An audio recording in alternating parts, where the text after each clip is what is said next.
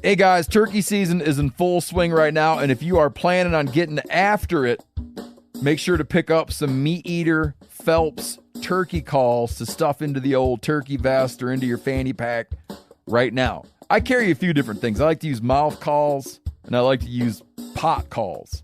Mouth calls or diaphragms, I like them because it gives you hand-free calling, meaning when you're working a bird up close, you can have your gun on your knee, finger on the trigger, ready to roll, and still be making turkey sounds. I like pot calls because I just like pot calls. I enjoy calling with a pot call. Whatever direction you go, including a box call, which I don't personally use too much, but they're fun and great, and I started out with them. Yanni, on the other hand, one of my main turkey hunting buddies, he loves box calls. And what's funny is I'll now and then look to him and give him the look that means get out your box call and find us a turkey. So it's not that I don't like him. I just have Yanni use his. Then I don't have to carry it. Go to Phelps Game Calls. Get calls that are made in the USA and get calls that'll get them close. Find yours at phelpsgamecalls.com today. Hey, I'm Eric. I'm Tyler. I'm K.C. And you're listening to The Element Podcast.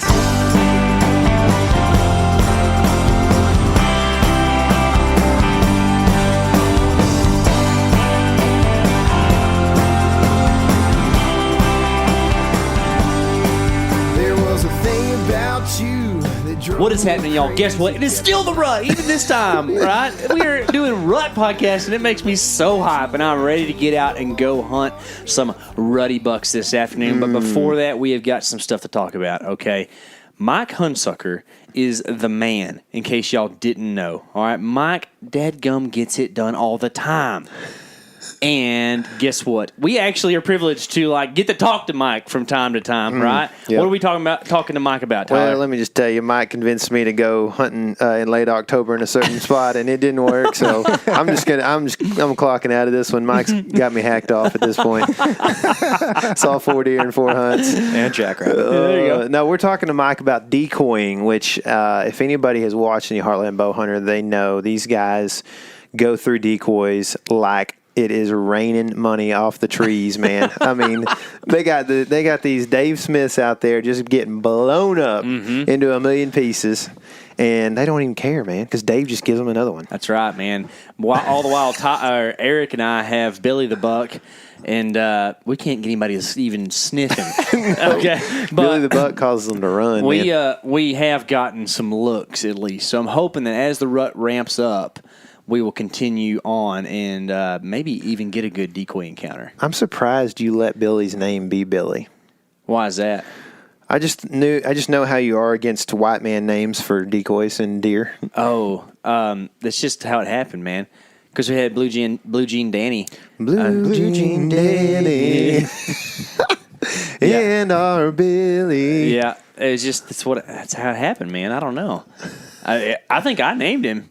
So I know, dude. It was on the run, too. I know, it's Billy. We're getting ready to move to the next spot. And you're like, I'm going to go grab Billy I right think now. I named him that because I can express frustrations. Billy! I kind of knew that was going to happen. Billy Bad Buck. Yeah, Billy Bad Buck. That's him. But we've had a lot of fun toting Billy around in all kinds of different places. Toted him last night. Billy Toten. And toted him in a half mile, and then got there and said, this isn't a great place for a decoy, so I just shoved him up in some grass and didn't use him. That's good. But I think that I don't know. That really wasn't a good move or a bad move because we didn't see a deer that was worth using a decoy on that night anyways. But I think it would have been a good move in there because I don't think that you want to have a decoy set up in a spot that a deer is going to be 25 yards from it before it sees it, because that deer is going to turn a flip inside out and run away. That's what's going to happen. Yep. Even if it's a big, bad, mean buck. They just don't like that stuff, right? Man. You actually had an encounter last year that when you killed your Kansas public land buck, which is on YouTube, by the way, guys. Go watch that. Where you had a mature buck get kind of scared by this 2-year-old. Yeah. Just because Weird things. he wasn't expecting aggression at that moment, right? Yeah. Man, what is going on in this box blind right here? We're watching outdoor TV, and there are 4 people inside of a box blind with 2 guns, it looks like. 2 guns, all wearing blaze, That's man. right.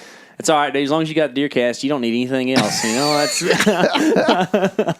Deer casting a gun. according to these folks. They but got 14 does. golly, what is happening? I'm gonna shoot a 3-year-old. Okay, so that's probably going on out there somewhere right now. So I got to get. But I just wanted to talk to you guys about how much decoys are not fun for me, but they have worked for Mike. I really do think that we're going to end up shooting a decoy buck this year. Well, maybe soon. You know, guys are. Maybe tonight. We might. We did a good job of scaring them yesterday, but We almost killed one yesterday. Yeah, We haven't talked about that. We had a drop time buck. Eric and I did hunting on the ground. Yeah. And he came in from a direction we didn't expect and ended up smelling us at like 60 yards. But He was coming too. he was ready.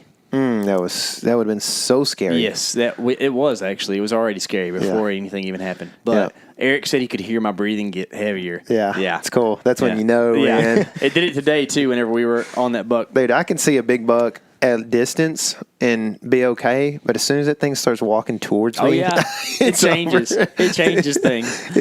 Yeah, for sure. Well, I hope that somebody somewhere kills a deer over a decoy because dadgummit, isn't that fun, right? Yeah. Maybe it's going to be one of us. Who knows? But I think that some deer are about to start hitting the ground, and I think that we should talk to Mike about that to just get a little insight on what we should be doing with these decoy bucks. What do you think? Sounds good. Okay, so now on the phone we've got Michael Hunsucker from Heartland Bowhunter. He's been on the show a few times. He's talked about big bucks that he's shot all over the country. And today we're going to talk a little bit about decoying in particular because you guys have had some really cool encounters. Of course, you guys shoot really, really high production stuff. So you've got super slow-mo, crystal clear footage of some of these deer some of these decoys just getting blasted. Do you plan on using a decoy much this year, Mike? Oh yeah. Actually, you already got my blood boiling just thinking about it. Like, it's right around the corner, man. It's like it's hard to believe, but shoot, you can start. Actually, had a guy yesterday asking me like, "Hey, you think it's too early to use a decoy?" And it's earlier now. October, middle October is a little bit earlier than I typically use them, but there's been instances in the past for sure when I've used them, as early as middle of October. Yeah. So are you? I guess when you start using them in middle October, are you using a buck decoy, and is it usually a challenge deal, or is it more just like, hey, I see that deer over there, I'm going to go see what it's doing? Yeah, no, I exclusively use a buck decoy. I've never messed with a doe decoy much. Just haven't had, never did have good results. But so when I've used a decoy this early, it's usually been when you have a really mature buck that is just a bully that's super aggressive and like running, when I've visually seen a buck run other bucks off of a food plot this time of year, because they're just starting to get swelled up a little bit. They're starting to lay down some scrapes, and they're just, they're not battling it out by any means. But like if you have a large food plot and you got a buck that's territorial, it's not really willing to come in the bow range very easily. I've definitely used them in that scenario. Yeah. So why, going forward after middle October and into November and stuff, I think that things may change a little bit. Obviously, the demeanor of the deer gets more and more mean and bully. But why do you use a decoy? Like, what makes you go, okay, well, instead of just getting in between deer bedding and food or whatever, however I'm hunting these deer, like what makes you just go, man, a decoy would be a great idea? Is it usually that you're seeing that deer, be a bully, or is it just the time of year sometimes, or what is it? Usually it's the time of year, number one, and then also number two is probably to get the deer within bow range. So a lot of times, I tell people all the time, like I use a decoy a lot of situations where I would never hunt the stand without a decoy, like almost in the middle of nowhere. You know what I mean? Like you're off the main travel way, you're off the beaten path, and it's more of like what I would call like an observation stand, where I like to do that a lot of times hunting a new property or just trying to learn about an area. Set up a spot where you're off the beaten path. You have great visibility, you can see a ways, and you can observe deer movement. That's a situation when a decoy is perfect, because it's a spot when otherwise the deer isn't going to fully commit and come in to bow range likely. Yeah. So that's so have you had issues where like a deer has popped out real close to your decoy and gotten real freaked out? Yeah, absolutely. I don't like using decoys in close quarters for sure, because you don't want to startle a deer. You want a deer to be able to see that decoy, know it's there from a distance for sure. Yeah. So as we get more into the rut, like early November, or even later in November, how do you when do you know it's a good time to use a decoy, or do you even use one in late November? Yeah, I mean, I'll use them. I'll use them whenever, throughout from starting middle of October occasionally and all the way through, Thanksgiving really. And it kind of comes and goes. I mean, obviously, the rut's kicking and the bucks are aggressive and fighting, and obviously there'll be times when they're going to be more susceptible to come to a decoy, early November when the first few does are coming to heat. Competition's at an all-time high, and then also towards the tail end, maybe when there's only a few does in heat on the tail end of the rut. But I mean, I use them off and on throughout the month. It's more of a scenario thing for me, I think, than it is a set strategy time frame wise. Sure. What about time of day? Is there any difference, morning, evening, midday, that you really like to have one out there? I don't know that. Yeah, I don't know that the time of day really matters. I've used them in the morning with success and in the evening with success, both. So I don't know the time of day really matters. It really, all that matters is if you catch a buck in the right mood with the right mindset. That's really all that matters. So it's almost like turkey hunting, when you get a gobbler that sees the other strutter decoy and he's like, you got one of two things are going to happen. He's either going to be scared and not come in, or he's going to be pissed and come fight. And so, it's just you got to catch him in the right mind frame. But another thing too is just like, people complain about all the time is like, oh my gosh, like decoys are so heavy, they're loud, they're bulky, and they, they are. So, but you got to just commit to it, and you got to just be devoted to it, because it is a little bit more work. But we're used to carrying so much gear in anyways. It's like shoot. Yeah, that's right. You got a big old camera, big, not a difference. That's what I was going to say. A lot of times, we'll even we got like an electric buggy and. Up on the farm, and so sometimes if it's like a spot we're going to hunt in the afternoon, we can get in easily without disturbing stuff with the buggy. Like we might go drop it off, with the buggy and then walk in or whatever. Yeah, that's pretty sharp. I've got it down, man. I throw that Dave Smith over my shoulders and just carry it on down. And it's heavier than most decoys, but it is by far the most realistic decoy that's available. I mean, it's legit. It's because you're a marathon runner these days, so you just you're in plenty good enough shape to carry that thing around. That's right. I consider it a workout. Yeah. That's right. Yeah, and that's what I was going to say too. It sounds like the frequency of use is going to be really important when you're decoy hunting. You can't just give it one shot and be like, that doesn't work. It's just like you're saying, elk or turkey. Every single deer is different. So. Sure. Yeah, you have to kind of push their buttons. Yeah, exactly. And I mean, it can you got to just really analyze the situation and see what makes the most sense. I mean, there's times when I got a buck that's visiting and frequenting a food plot, and he's been there pretty regular, but there's a lot of other deer, and in those scenarios, I'm not a big fan of using the decoy because. If you guys have used decoys before, a lot of times the does just don't like that the decoy isn't moving. It's just sitting there still, and they'll get nervous and they'll stomp and they'll blow. And so in situations, I mean, the ideal situation is the first deer that sees your decoy is the buck you're trying to kill, because other deer just curiosity gets the best of them. But so in those situations where there's high deer densities in tight enclosed areas, not ideal. Mm-hmm. My favorite place to use a decoy is by far western Kansas, where I hunt, which is very wide open, very high buck to doe ratio, low deer density numbers. Just an ideal situation for using the decoy. I'm always out there in the middle of November. Yeah.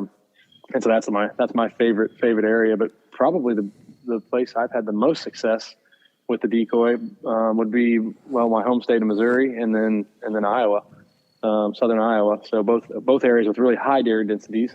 So a little bit different contrast to Kansas, but I've used them in situations like I said where I wasn't going to encounter a ton of deer, and I was hoping to see the buck sooner rather than later. Yeah. So let's talk about the actual, setup of decoy hunting. I'm sure, Tyler and I, of course, have experimented with some, but not had a lot of success. But there is kind of a basic idea of the way you point the decoy and that sort of thing. And then does that matter, if you're ground hunting versus in the tree? Yeah. So there's no rule that works all across the board. I mean, every deer is a little bit different on how they approach the decoy, but most of the deer are going to circle downwind of the decoy. So I used to initially would put the decoy, at like 20 yards. I was like thinking, okay, I want the deer to come to the decoy at 20 yards. I want to shoot him at 20 yards. That'd be perfect. Well, a lot of times they circle downwind, and if you put it at 20 yards, they may circle behind you and catch your wind. And so typically what I'll do is put the decoy about 25 or 30-ish, and I quarter it to me. That way, basically you have an idea of where the deer are coming from. I like to face it away from where you think the deer is going to come and quarter it to me. That way, when they circle around downwind, they typically will approach the head of the decoy to fight. And so if the decoy is quartered to me, the buck should be quartered away and offer a good shot, and then at least be broadside, coming through to circle into the decoy. So like I said, there's always exceptions to the rule. Sometimes for whatever reason, the bucks will come up and, sniff them right on the butt. And that'll be those are the situations where the deer is usually not as aggressive. So, I mean, if it's the big mature buck that's kind of running that area, most of the time they're coming in head on to fight. Mm-hmm. Yeah, that's cool. So one thing worth noting is if they're circling in downwind and they're all completely bristled up, fully committed, like they're not going to stop. And I've been guilty of this in the past and seen the consequences, but like, don't even try to stop them. Like I don't like shooting walking deer at all, but like usually they're walking so slow, so stiff legged, like don't rely on you trying to get them to stop. I mean, I've yelled at them. I mean, they are so mad. They're so fired up. They're not stopping. And I've had them plow the decoy over. And fortunately, two deer I've killed over decoy have both blown the decoy to pieces and have luckily either ran off and like circled back in to check things out, or just like one of them came closer to me and stopped right underneath my tree, and I was able to shoot him. So, how often do they feel like they won the fight versus they just kind of like, what the heck just happened whenever that happens? Yeah, I think it's more of just like they're just proud of themselves. Like, dang, I just did that. Yeah, like, what's up, boy? That's funny. Yeah. It's like whenever you give your buddy a chest bump, and you can definitely tell that you got him on that one. You're like, oh yeah, what's up, bro? Yeah. So in that note, like, what if a deer comes in that you don't intend to shoot, and he does knock your decoy over? Is it worth like getting down out of the tree and going setting that thing up, or do you feel like you're just kind of buggering things up too much at that point? Yeah, no, I definitely try to get it down and set it back up. Actually happened to me a couple years ago in Iowa. Had a really nice buck that I was really borderline, wanting to shoot, but he looked like a little bit younger deer, and he blew it up. So I climbed down there, set it back up, and then of course too, I've had opt for situations where the wind picks up, blows real hard, and will blow the decoy over. You got to get down, set it back up, and so there's definitely obstacles with using the decoy, and it definitely is more work. But I'm telling you, if you have one hunt where it works and all comes together, it's like, wow, every failed hunt, every extra time spent dragging one in has been worth it for sure. That's awesome, dude. That pumps me up because we just bought a full body decoy. But another question I had, I guess, real quick before we wrap this up, is do you always put the ears back? Because I'm thinking about a particular situation where we've got like a little brush pile that we've actually had a buck locked down with a doe in before, in this particular spot that we're maybe going to use this decoy this year. And I'm looking at it like, well, should we put it to where the deer's like focused on this brush pile, and should his ears be laid back in that case or not? And do you always do that? How does that look for you? Yeah, no, that's good. Really good point, actually. The DSD decoy, his ears are stuck in the pin back position, or they can only go on in the pin back position. Mm-hmm. Yeah, I definitely see your point there. And actually, that's something I forgot to touch on is I always like to face, I told you I like to face the deer away from where I expect the buck to come from, but I always like to face the deer towards some sort of cover, because the idea is, like you said, hopefully this buck, has a doe locked down and the buck's going to come fight. And mm-hmm. I actually know people that have used decoys in unison, like a buck with a bedded doe decoy. I don't, like I said, want to haul even more stuff. So typically I just face them towards cover to where, you want the buck to think there's a bedded doe. So in that scenario, I wouldn't be opposed to using the ears forward type deal. Like he's kind of looking at the brush, listening. But I don't really know how much it matters. Like I said, if they see that buck and they get mad, then I don't know that it matters. Sure. Yeah. They get a little bit out of mind at that point, I guess. But that's awesome, dude. Well, thank you so much for spending time with us, talking about decoys and that kind of thing. What do you got going on this year that our audience should check out, man? Oh man. So we just wrapped up season 14 of the show. Just got done airing on Outdoor Channel. So we're filming for the new season, but we actually are releasing our newest season of Behind the Draw on YouTube, on Instagram TV, and on Facebook. So we have new episodes coming out every week online. So the best way is just kind of keep up through one of those channels, digital channels. So awesome. Man. Other than that, we got guys hunting all over the place right now. I'm in Missouri, still trying to catch up with the buck I've been playing cat and mouse with for a long time, and getting ready to head to the stand here shortly. Well, good luck with that, man. That's exciting. Thanks for coming on again, dude. And we'll link to that in the show notes below if anybody wants to check that out. We appreciate it, Mike, and good luck this season, man. Yeah, absolutely. Thanks, man. See you. Dude, something about Mike, he's kind of a cool character, and he's slightly inspiring. You know what I mean? A little bit. Just slightly. He has killed some stuff doing this, and it makes you feel like you can do it. Yeah. I feel like we can do it. Dude, I'm telling you right now, I can definitely do it. If you're talking about scaring a deer with a decoy. We've done it. Yep, we have done it. Recently. But, dude, it's going to happen one day, and it's going to be one of the coolest things you've ever seen, man. I know it, man. I just don't know if I'm willing to spook 38 deer in the process, but I'm going to give it a shot because I feel like it can work. Yeah. Guys, let me ask you a question. Do y'all like bucks? Yes. Because if you like bucks, you would like the Element YouTube channel. Oh, yeah. Because a lot of bucks are hitting the ground right now. Woo. We did the buck trifecta in South Dakota. There's a Nebraska buck as well, and some crazy buck action as well from some Texas public. So even a doe that turned into a buck.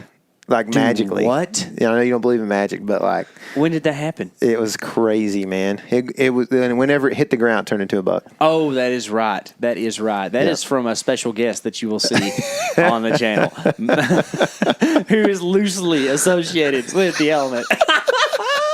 Just kidding, Chad. We love you. But anyways, go check out the channel, guys, because it's the place to be right now. If you are getting itchy about hunting and you haven't got to go out because it's midweek and the rut is popping this weekend, guess what? You can go watch a 12-minute video of somebody smoking a buck on the Element YouTube channel. If you're listening on the first week of November, there are 2 bucks from South Dakota that go down. So go watch the channel. Go subscribe while you're there. And, guys, let's just say this, all right? We look forward to this time of year so much.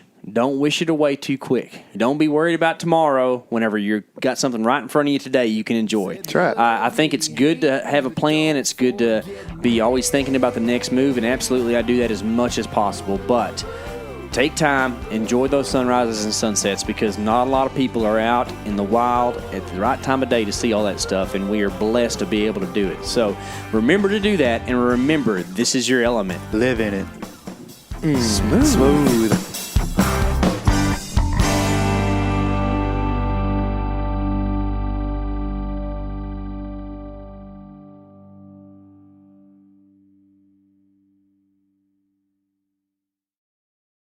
Hey guys, turkey season is in full swing right now, and if you are planning on getting after it, make sure to pick up some meat eater Phelps turkey calls to stuff into the old turkey vest or into your fanny pack right now. I carry a few different things. I like to use mouth calls, and I like to use pot calls. Mouth calls or diaphragms, I like them because it gives you hand-free calling, meaning when you're working a bird up close, you can have your gun on your knee, finger on the trigger, ready to roll, and still be making turkey sounds. I like pot calls. I just like pot calls. I enjoy calling with a pot call. Whatever direction you go, including a box call, which I don't personally use too much, but they're fun and great, and I started out with them. Yanni, on the other hand, one of my main turkey hunting buddies, he loves box calls. And what's funny is I'll now and then look to him and give him the look that means get out your box call and find us a turkey. So it's not that I don't like them. I just have Yanni use his. Then I don't have to carry it. Go to Phelps Game Calls. Get calls that are made in the USA and get calls that'll get them close.